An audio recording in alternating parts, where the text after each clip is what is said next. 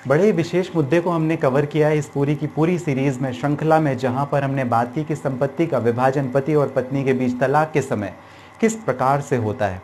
एक नटशेल अगर मैं आपको बताना चाहूँ, इन कंक्लूजन अगर ब्रीफ अगर आपको देना चाहूँ कि जो प्रॉपर्टी का जो डिवीजन है, जो डिस्ट्रीब्यूशन है, वो किस तरीके से होता है, तो मैंने आपको दो तरीके बताए थे। एक जो प्रपोर्शन होता है जिसे हम बोलते हैं सेपरेट ऑनरशिप ऑफ प्रॉपर्टी, और दूसरा होता है community ownership of property. Separate ownership of property का मतलब ये है कि जो जिसने जितना कंट्रीब्यूट किया, अपने नाम पर इकट्ठा किया, वो उसका। यानी अगर पति अपने जीवन काल में अपने नाम पर कुछ संपत्ति बनाता है, अपने नाम पर रखता है, वो उसे मिल जाएगा। कुछ संपत्ति पत्नी ने अपने कमाया, अपना बनाया, वो संपत्ति उसे मिल जाएगी, अगर दोनों के बीच में डिस्ट्रीब्यूशन ऑफ प्रॉपर्टी की बात करें तो। दूसरा एक पोर्शन होता है कम्युनिटी ऑनरशिप ऑफ प्रॉपर्टी। तो हस्बैंड और वाइफ को कोर्ट अलग अलग आइडेंटिटी नहीं मानती, दोनों को एक ही आइडेंटिटी मानती है और ऐसा समझती है कि दोनों ने एक साथ कमाया। फ़र्क नहीं पड़ता कि वाइफ हाउसवाइफ थी और हस्बैंड केवल बिजनेस या कुछ काम कर रहा था और उसने अपना पैसा लगाया, इस बात से कोई भी फ़र्क नहीं पड़ता। डिस्ट्रीब्यूशन के टाइम पे दोनों के एसेट्स, दोनों की प्रॉपर्टी को कोर्ट कंबाइन करती है और दोनों के बीच में आधा आधा बांट देती है, community ownership of property. America या वेस्टर्न कंट्रीज़ में आपने देखा होगा कम्युनिटी ऑनरशिप प्रॉपर्टी का कॉन्सेप्ट बहुत ज़्यादा है। ब्रिटेन में क्योंकि हम लोग को एक समय पे उन्होंने गुलाम बना के रखा था, तो हमारे यहाँ आज भी वही सिस्टम चल रहा है जहाँ पर हम सेपरेट ऑनरशिप ऑफ प्रॉपर्टी की बात करते हैं। सेपरेट ऑनरशिप ऑफ प्रॉपर्टी, जैसा मैंने आपको बताया कि जो जिसका है वो उसे मिल जाता है, इससे फ़र्क नहीं पड़ता कि हाँ वाइफ कुछ नहीं करती, उसके नाम पर कुछ नहीं है तो उसे कुछ नहीं मिलता। और हस्बैंड अगर जॉब कर रहा है, काम कर रहा है, सब कुछ हस्बैंड के नाम पर है तो उसे ही सब कुछ मिल जाता है। लेकिन उसके बावजूद सेक्शन 27 में प्रोविज़न दिए हुए हैं, अगर हिंदू मैरिज एक्ट की हम बात कर लें तो वहाँ पर अगर कुछ संपत्ति ऐसी है जो डिस्प्यूटेड है, अगर पति पोर्शन कुछ लेना चाहे या पत्नी कोई पोर्शन लेना चाहे उस संपत्ति का, तो सेक्शन 27 का एप्लीकेशन डाल करके कोर्ट से, वो डिस्क्रिशनरी पावर होता है कोर्ट का, जहाँ पर कोर्ट डिवाइड कर दे दोनों की संपत्ति हिंदू मैरिज एक्ट सेक्शन 27 में। और यहीं पर जहाँ पर वाइफ अगर मेंटेनेंस के साथ में एलिमनी भी क्लेम करना चाहे तो एलिमनी भी एक तरीके से क्लेम कर सकती है। जी हाँ, बहुत ही रेलिवेंट सेक्शन 24, सेक्शन 25, 26 और 27 है हिंदू मैरिज एक्ट का, वो ज़रूर आप देखिएगा।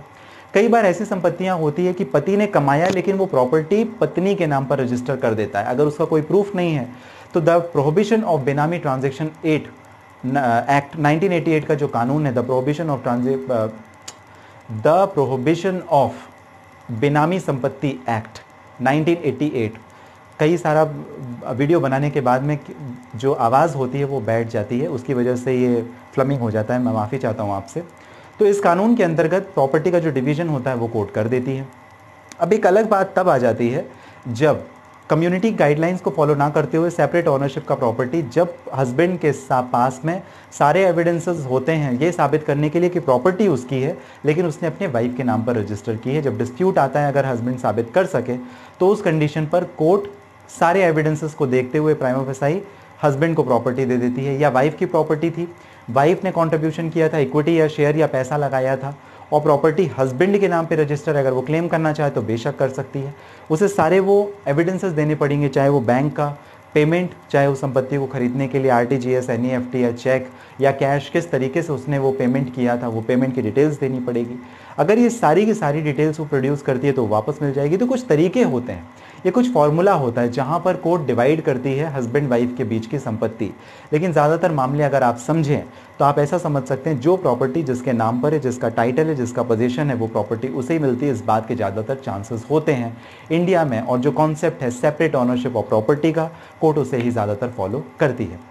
म्यूचुअल डाइवोर्स के केस में कम्युनिटी ऑनरशिप ऑफ प्रॉपर्टी कई बार फॉलो हो जाती है, यानी दोनों के एसेट्स कंबाइन किए जाते हैं, संपत्ति प्रॉपर्टी कंबाइन की जाती है और दोनों के बीच में इक्वली डिस्ट्रीब्यूट कर दिया जाता है, खासकर तब जब हस्बैंड वाइफ ने एक रिश्ते में ज़्यादा समय दिया हो, 5 साल का, 10 साल का। लेकिन क्योंकि म्यूचुअल डाइवोर्स है तो वहाँ पर हस्बैंड वाइफ को या फैमिली मेम्बर्स को ही आपस में सेटलमेंट करके एक प्रॉपर अग्रीमेंट या कंसेंट बनानी होती है और जब ये कंसेंट नहीं होगी तो केस डिस्प्यूट हो जाता है और सेक्शन 27 में चला जाता है। तो ये छोटे छोटे कॉन्सेप्ट हैं जो आपको समझने चाहिए। पूरे वीडियो की जो श्रृंखला है वो आप ज़रूर देखिएगा, पूरी सीरीज़ जब आप देखेंगे शुरू से लेकर के आज अभी तक के, तो आपको ये पूरी जानकारी, पूरी डिटेल्स मिलेगी जहाँ पर मैंने आपको ये सारे कॉन्सेप्ट्स को अलग अलग बताया है। सेक्शन 27 हिंदू मैरिज एक्ट बताया है आपको, बेनामी ट्रांजैक्शन एक्ट प्रोहिबिशन जो कानून 1988 का है, सेक्शन 4 सेक्शन 2 के बारे में मैंने आपको बताया है।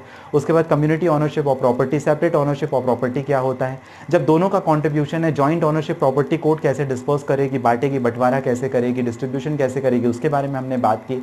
पति ने कमाया पत्नी के नाम पर है या दोनों ने कमाया और फिर डिवाइड करना, तो इन सारे कॉन्सेप्ट को मैंने आपको क्लियर किया है। हस्बैंड वाइफ का डिस्प्यूट चल रहा है, इस पूरे सीरीज को जरूर देखें। प्रॉपर्टी से संबंधित जो आपके डाउट हैं, वो मेरा दावा है कि ज़रूर आपके सारे के सारे जो डाउट हैं वो क्लियर हो जाएंगे और आपका कॉन्सेप्ट भी काफ़ी क्लियर हो जाएगा। फिलहाल इन कंक्लूसिव नटसेल जो हमने इस वीडियो में बात की, वो अगर जानकारी आपको पसंद आई हो लाइक ज़रूर कीजिए। कमेंट बॉक्स में अगर आप कोई प्रश्न करना चाहें, पूछना चाहें, वो भी आप कर सकते हैं। हमेशा की तरह जो कीमती महत्वपूर्ण समय आप मुझे देते हैं, इसके लिए आपका धन्यवाद। इस वीडियो के डिस्क्रिप्शन में डिटेल लिंक है जहाँ से आप डायरेक्ट अपॉइंटमेंट बुक करके भी कर सकते हैं मुझे बात। मिलेंगे अगले वीडियो में, तब तक के लिए रखें आप सभी अपना